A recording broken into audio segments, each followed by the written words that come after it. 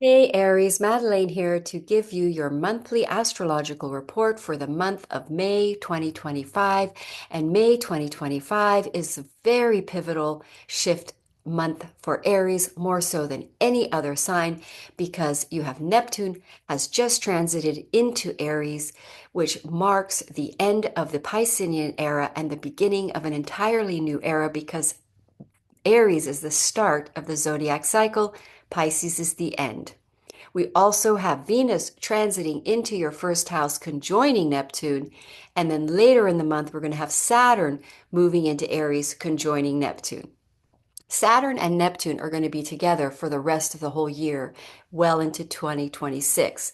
So this really is the beginning of a big, shall we say, new 30-year chapter, new paradigm starting in the life of Aries, where you are reaching for your ideal life, the dream life, where you're taking bold initiative actions towards a more, shall we say, reality experience, living experience that you have always wanted, that you just needed things to line up for you to reach for, and that lineup is now. So I will show you I will show you my notes and explain. So the month begins with Venus moving into your first house, conjoining Neptune. So what is that about? So Neptune is the ideal situation and very much a higher octane of Venus, which indicates Venus is about partnerships, agreements, romance, relationships, friendships, contracts. So, so when it meets with Neptune, it's the dream contracts, the dream partnerships, the dream marriages, the dream business associates, the dream contracts coming in your first house. So it's like it's something that you would have desired. The first house is a house of desiring what we really truly desire. Venus is also very much about what we desire. So it's our highest desire and it's spiritual love or our spiritual destiny or our soul joint contract with a divine mate. Now, the thing that's really important about the Venus conjoining Neptune is initiating an entirely new paradigm starting out in Aries. So we're literally beginning the age of Aquarius. So all these planets are going to meet Neptune and they're sort of going to be set up for they're going to shift and help align the destiny of the Aries houses in all our charts towards this new beginning, this new paradigm. So Venus initiates this month with Aries aligning with their true divine mates, their true partnership agreements that are their soul contracted, and a new, entirely new paradigm, and it's sort of a reach or a vision for a new, more higher desired life, if that makes sense. So then we have that we start out the month with the sun in Taurus in your second house, where you're focusing on some sort of financial progress or financial new beginnings, or because we just had a new moon in Taurus in your second house, which would have seeded some sort of opportunity for new income or new source of income.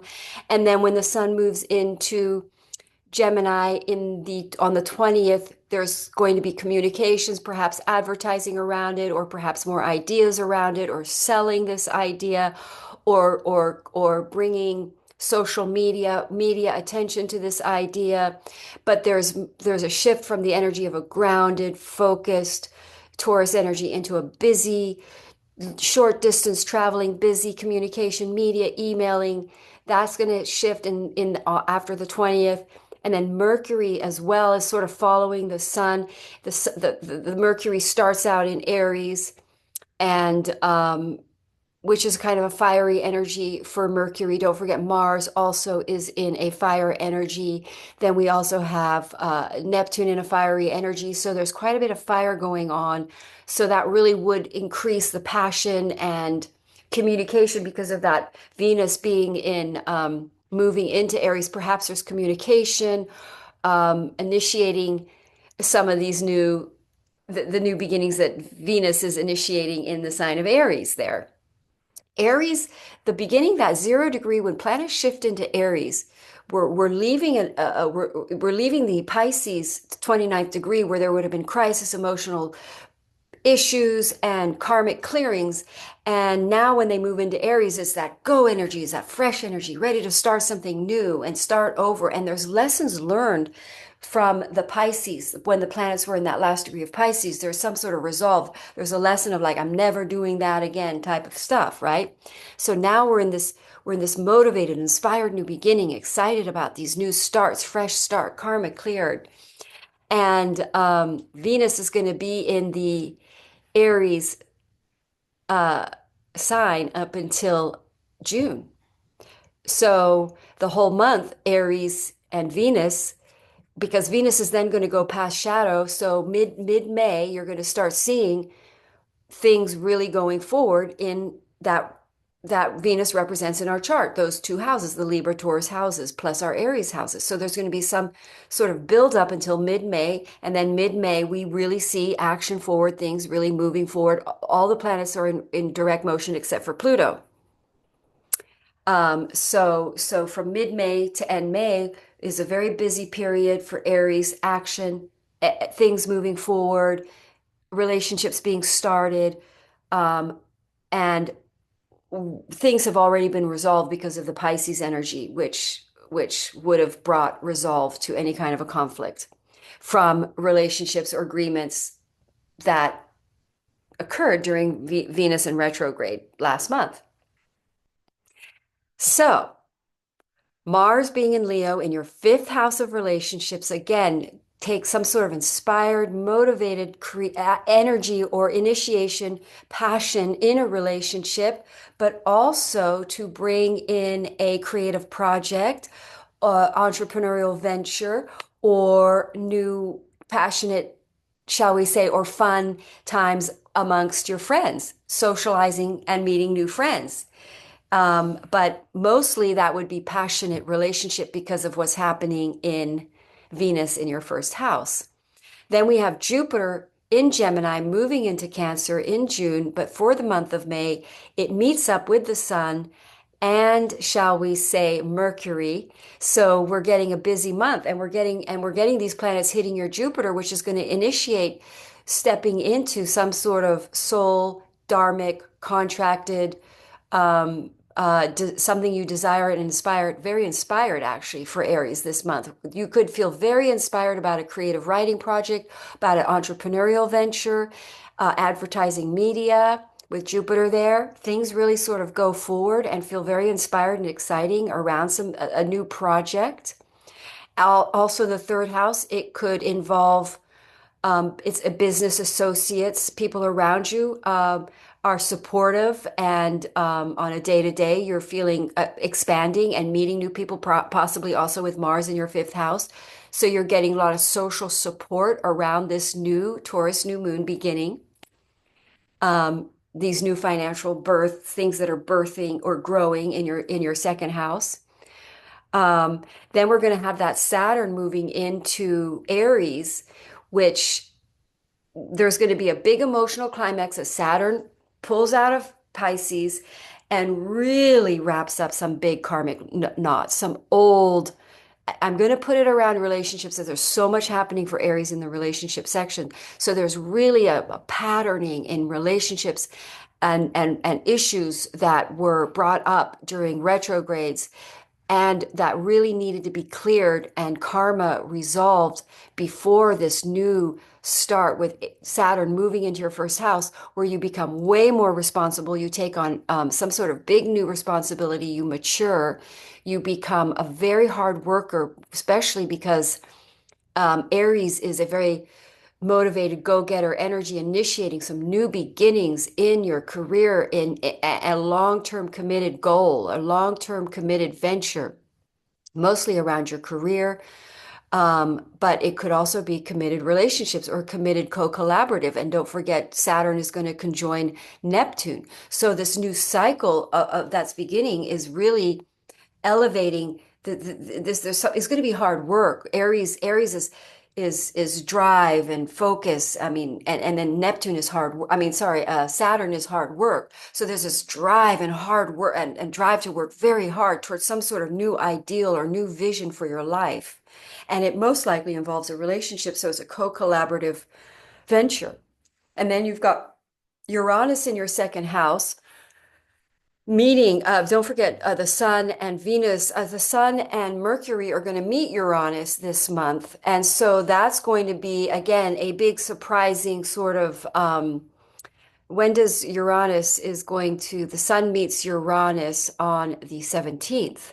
So that's going to be a sort of good news. Usually that's pretty good news and some sort of out of the blue surprising. Now, Uranus and the Sun meet every year, so it's not a big deal, but it is a day where we have unexpected fortune, good luck, and perhaps recognition or notoriety. So that's a good luck day to look out for. And then with Neptune in your first house, again, you're reaching a new ideal, a dream life. You don't want to live a life of just hardcore work and survival. You want to experience a more dream, a vision, a higher vision for your life. Then Pluto goes into retrograde in your 11th house, which is going to be an internal experience where you shift some sort of internal journey you've been on since Pluto's been in your 11th house. And it goes retrograde, so you're going to be re-empowering yourself around friends, groups, tribes, people where you've given your power away to social media or to what people think of you. So you're going to sort of pull you in your back into your center and find your soul and find your authentic self, and then find a way to express that in your group, in your peer group, or finding your true soul group tribe. And then the North Node being in your 12th house is a continuation of wrapping up of that karma and ending some major cycle, but at the same time steering you onto a more soul mission, dharma.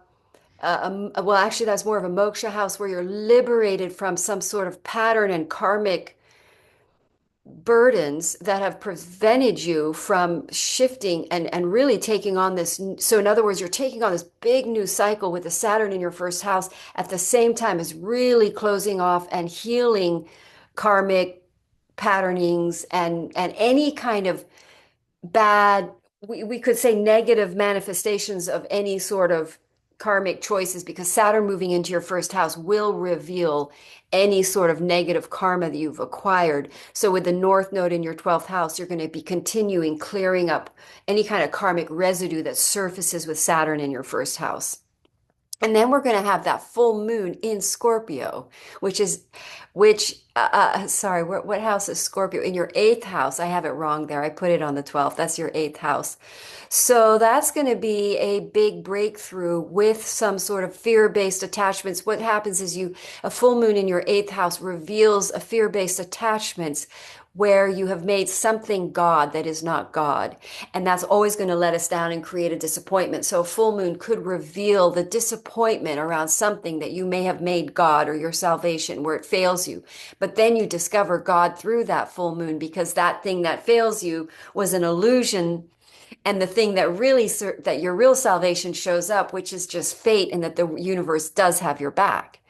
But then what happens is some sort of auspicious, financial, liberating venture opens up because you've raised your vibrations, because you've overcome some sort of fear. And then there's a breakthrough and a liberation of that illusion that you're not safe. So there's some sort of reinvigoration of faith through that full moon, and auspicious transformation in the finances that reveal that reflect that shift of your energy around finances, because you faced a fear. And then we have a new moon in Gemini in the third house. Again, that's going to be at the end of the month, right as Saturn moves into your first house. So we are seeing a busy month for Aries, where with that new moon in Gemini, some sort of new beginning involving media, communications, or just your local environment, people around you, new neighbors, um, new acquaintances or new business associates, new media projects, advertising, a new opportunity for sales. Perhaps you're selling something and now it starts to sell. You get some sort of advertising you put in some advertising with that Mercury in your third house, and now it created a new client, new interests in what it is that your project is of that was initiated by the new moon in Taurus. And so the month of May ends with quite a lot happening, with quite a lot of these things moving forward, the sleepy time kind of going away, things being much more active and pro initiatives and new starts and basically the momentum really things starting to gain a lot of momentum towards the new life. And we're really starting to see that with that Saturn going into your first house, the beginnings of a new foundation starting of a 29 to 30 year, the new structure of that life. If we're to use a house as a metaphor, you're going to be seeing the plannings for the foundation for the house. And it might take 2, 3 years to build or to get off the ground because Saturn is a slow moving planet. Saturn's going to go into retrograde back into Pisces for a while, and then it's going to go back into Aries. So there's going to be some sort of that doesn't go. Saturn doesn't go. When does Saturn go in? Saturn goes retrograde July 13th. And it goes back into Pisces, and then it go back into Aries again. So there's going to be back and forth over some sort of karmic knot that has to be resolved. Some sort of understanding still needs to be achieved prior. That's going to be important because you have to learn these lessons before we can really solidify the new beginning. These lessons have to be integrated. So there may be a problem shows up. We have to go back when the planets go retrograde. We have to go back and revise a lesson. So clear up another karmic, shall we say, backlash could show up that has to be dealt with. So I hope that is helpful for you, Aries, and I hope you have a wonderful month. Lots of exciting things ahead for Aries. Namaste.